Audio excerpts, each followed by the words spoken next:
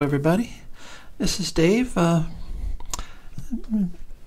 testing out my screen recording capabilities. I'm just using the built-in QuickTime that came with my Apple computer as a default application. Okay, so what I'm wanting to show you is the 3 steps here. I've done it before. It took me, this is like my 3rd try going through this. This time I think I'm making better progress. I'm getting the concepts because I've seen them multiple times now. It's this is a new stuff.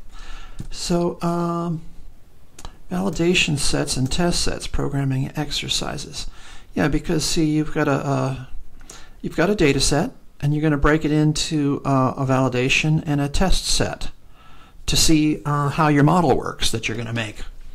Okay, I get that. So here I am over here, and what I wanted to show you was just how cool this is. Now we're working in Colab, which is like a Jupyter notebook. Maybe you've seen these. So it's totally in the browser. I didn't have to install anything, which is rather incredible. And I made some adjustments, and I got this nice looking play, and this thing is running on Google's cloud somewhere. You see?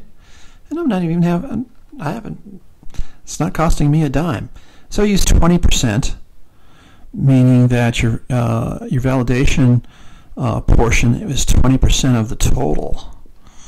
Okay, so let's hit this again. You saw what the curves looked like, the difference in the curves. I showed that to you. And so let's see what we get here. Now it's better, isn't it? So the difference is less. Okay, so that tells me that we're on the right track. So now let's put it to 0.1. So now your validation split would only be 1/10. So that means you've got a larger training data set is the way I interpret this. Let's hit that. Let's see how we do this time.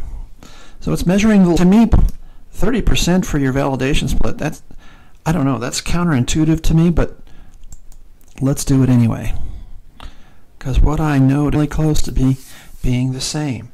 Okay, and then we'll continue on, and like task 2 is determine why the loss curves differ.